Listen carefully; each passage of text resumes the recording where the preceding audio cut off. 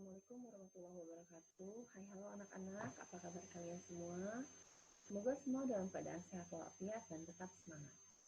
Anak-anak, di kelas 8 ini Ibu memberikan pelajaran ilmu pengetahuan sosial atau IPS. Dan pada kesempatan kali ini, pertemuan kita pertama, Ibu akan memberikan materi dasar, materi dari bab 1, yaitu tentang interaksi keuangan dalam kehidupan di negara-negara ASEAN. Hanya untuk subbab yang pertama, yaitu tentang mengenal negara-negara ASEAN. Pada masa pandemi ini, materi yang akan Ibu sampaikan akan Ibu kaitkan terlebih dahulu dengan persebaran COVID-19 di wilayah Asia Tenggara. Kemudian, tujuan pembelajaran kita kali ini adalah kan kalian bisa baca sendiri, nanti pada akhirnya kalian akan menerima informasi tentang letak geografis, kemudian tentang letak astronomis, dan juga kalian akan menganalisis dari data atau berdasarkan data yang akan Ibu sajikan pada pembelajaran ini. Ini adalah peta konsep atau inti dari materi yang akan Ibu sampaikan pada pertemuan ini. Yang pertama, dalam mengenal negara-negara ASEAN, kalian akan mengetahui letak geografisnya, kemudian akan mengetahui letak astronomis ASEAN. Selanjutnya, untuk keterampilannya, kalian akan menganalisis persebaran COVID-19 di ASEAN berdasarkan data yang akan Ibu sajikan. Pernahkah kalian mendengar ASEAN? Apa itu ASEAN? Atau apakah itu COVID-19? Ibu yakin, karena sebelum kalian ke SMP ini, kalian setidaknya pernah menerima materi semasa SD tentang ASEAN, jadi pasti tahu dong apa itu ASEAN. Atau COVID-19, itu adalah permasalahan kita seluruh dunia tentang penyakit yang baru, dan pasti kalian lebih tahu dari Ibu, ya kan? Selanjutnya, ini adalah ASEAN, sekilas tentang ASEAN. Kepanjangan dari ASEAN adalah Association of Southeast Asian Nations. Atau kalau dalam bahasa Indonesia adalah Perhimpunan Bangsa-Bangsa Asia Tenggara atau Perbara. Untuk ASEAN sendiri dirintis atau diprakarsai oleh 5 negara, yaitu Indonesia, Malaysia, Filipina, Singapura, dan Thailand. Mereka membentuk suatu organisasi karena berdasarkan kesamaan persepsi, berdasarkan kepentingan yang sama, berdasarkan letak wilayah yang berdekatan, berdasarkan kebutuhan ekonomi, sosial, budaya, pendidikan, sehingga mereka merasa memiliki satu visi dan misi, akhirnya terbentuklah organisasi di wilayah Asia Tenggara ini. ASEAN sendiri dirumuskan dalam Deklarasi Bangkok, yaitu pada tanggal 8 Agustus 1967. Jadi apabila ada pertanyaan kapan ASEAN dibentuk, maka jawabannya adalah tanggal 8 Agustus 1967. Selanjutnya, kalian perhatikan, ini adalah peta-peta negara ASEAN. Kalian perhatikan, dalam peta ini sudah jelas untuk ASEAN, negara-negara ASEAN ini adalah negara-negara yang memiliki kesamaan fisik, kemudian kedekatan wilayah, bisa dilihat dari penampakan peta tersebut. Di sini sudah lengkap ya dengan bendera-benderanya, sudah bisa dilihat. Oke, next. Kemudian, ini adalah penampakan wilayah Asia Tenggara atau negara-negara yang tergabung dalam ASEAN jika dilihat dalam permukaan peta. Kalian bisa lihat, nanti di sini ada terdapat garis lintang, ini garis lintang yang memanjang, kemudian yang ke bawah adalah garis bujur. Selanjutnya, di sini di antara daratannya diapit oleh 2 buah lautan yang sangat luas yang disebut dengan samudra, Samudra Pasifik, Samudra Hindia. Kemudian di sini ada daratan yang sangat luas yaitu Asia dan di bawahnya adalah Australia. Nanti ini akan berpengaruh ke dalam letak negara-negara ASEAN secara tertulis gitu ya. Perhatikan letak geografis. Mungkin pada saat kalian kelas 7, kalian sudah pernah mempelajari apa itu letak geografis. Kalian bisa baca sendiri. Tadi Ibu sudah memperlihatkan, sudah menunjukkan di dalam peta bahwa ada 2 benua dan 2 daratan yang mengapit ASEAN. Jadi 2 benua dan 2 daratan itu adalah merupakan letak geografis negara ASEAN atau wilayah Asia Tenggara. Berdasarkan letak geografis, Asia Tenggara berada di antara benua Australia dan daratan utama benua Asia, serta Samudra Hindia dan Samudra Pasifik. Samudra adalah lautan yang sangat luas ya. Selanjutnya, ada letak astronomi. Jika dilihat-lihat, tadi saya sudah menunjukkan garis lintang dan garis bujur. Ini untuk letak astronomis ini menunjukkan titik koordinat. Titik koordinat dari negara-negara ASEAN tersebut di dalam permukaan bumi itu ada di ukuran berapa derajat lintang dan berapa derajat bujur. Kalian bisa lihat di sini bahwa wilayah Asia Tenggara ada di posisi 28 derajat lintang utara sampai 11 derajat lintang selatan dan 93 derajat bujur timur sampai 141 bujur timur. Untuk pengertian garis lintang, untuk pengertian garis bujur, kalian bisa lihat di penampakan PowerPoint itu ya.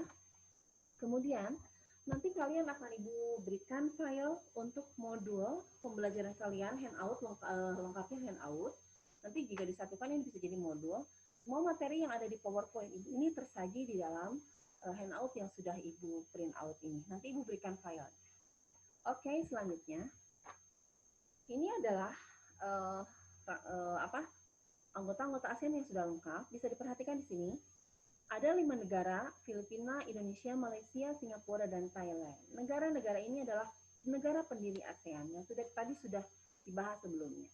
Kemudian menyusul negara Brunei Darussalam bergabung pada tanggal 7 Januari 1984, Vietnam pada tanggal 28 Juli 1995, Laos 23 Juli 1997, Myanmar 23 Juli 1997, dan terakhir Kamboja 16 Desember 1998.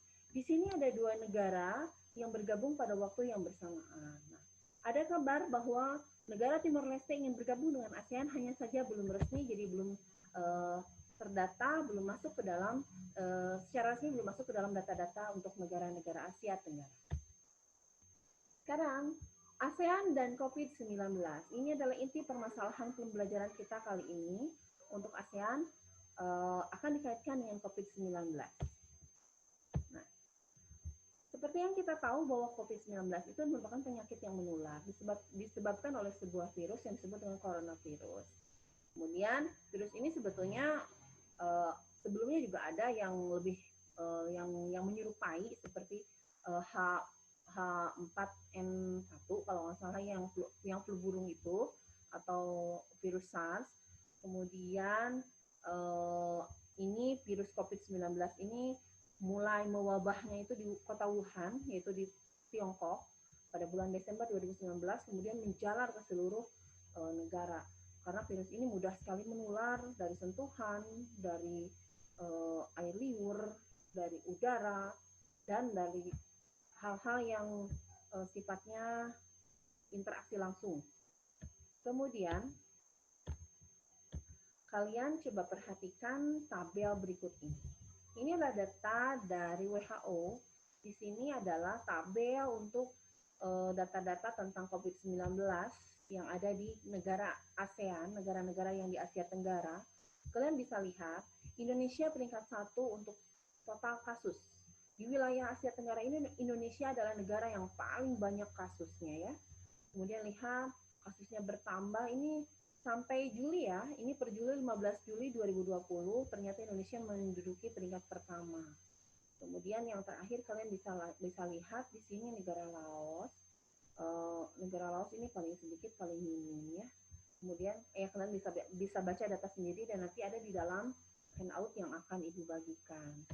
Selanjutnya, nah, sebagai manusia yang normal, setidaknya kita ingin hidup sehat ya anak-anak. Nah, usaha apa yang dapat kita lakukan untuk mencegah COVID-19 di rumah? Ada beberapa usaha yang sangat sederhana yang bisa kalian kerjakan. Yang pertama adalah cuci tangan.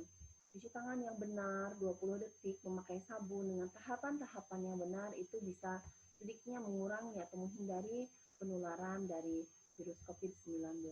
Kemudian hindari sentuh wajah, dalam keadaan apapun diusahakan tidak menyentuh langsung.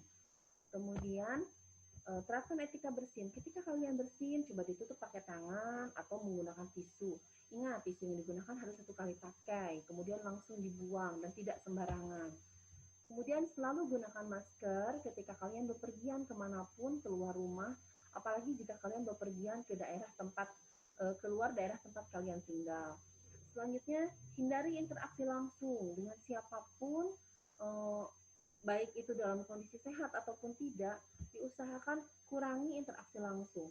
Jadi kalian itu dilarang untuk berkerumun dengan banyak orang karena untuk menghindari hal-hal yang tidak diinginkan. Karena untuk penyakit COVID sendiri ada yang tanpa gejala ya anak-anak, yang tiba-tiba saja orang itu menderita, tidak ada gejala awal terlebih dahulu. Kemudian, hindari berbagi barang pribadi. Usahakan kalian memenuhi starter pack pribadi. Misalnya untuk kemana-mana setiap kalian bepergian, membawa alat minum sendiri, membawa alat makan sendiri, kemudian membawa alat sholat sendiri, dan lain sebagainya yang bersifat pribadi. Apalagi kalian dilarang untuk berbagi, misalnya kamu minum dalam satu gelas bersama dengan orang lain gitu. Hindari itu ya anak-anak. Kemudian social atau physical distancing ini disebut dengan jaga jarak. Jaga jarak minimal dengan orang yang ingin kita temui itu 2 meter. Jadi usahakan tidak terlalu berdekatan, apalagi dengan orang yang imunnya sedang menurun atau sedang sakit. Tolong dihindari ya. Selanjutnya, selalu mencuci bahan makanan. Itu sudah jelas karena tidak musim wabah pun mencuci bahan makanan itu adalah harus. Kemudian, selalu membersihkan perabotan di rumah. Suka membersihkan perabotan di rumah kan? Pasti. Kemudian, perkuat imun tubuh. Bagaimana caranya? Pertama, sebagai pelajar terutama, tidur yang cukup. Kalian tidak boleh tidur lebih dari jam 9 malam. Kemudian, olahraga yang teratur, asupan makanan yang bergizi, perbanyak makan buah, kemudian minum air putih yang banyak. Kurangi makanan-makanan yang bisa menyebabkan kalian sakit. Mungkin itu cara yang sederhana yang bisa kita lakukan di rumah ya. Kemudian, Ibu harap pembahasan ini sedikit bisa membuka pertemuan kita yang pertama. Selanjutnya nanti Ibu akan memberikan semacam file untuk kalian print. Kemudian nanti di dalam handout yang Ibu berikan ini, di halaman terakhir terdapat LKPD. Oke? Saatnya mengerjakan LKPD, kalian nanti akan dihadapkan pada lembar kerja yang harus kalian kerjakan berdasarkan PowerPoint yang barusan Ibu sajikan. Ini adalah pembuka pertemuan kita kali ini. Untuk pertemuan selanjutnya, kita masih mengenal negara-negara ASEAN.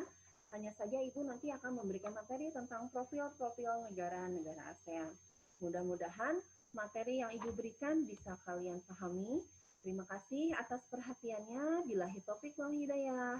Wassalamualaikum warahmatullahi wabarakatuh. Assalamualaikum.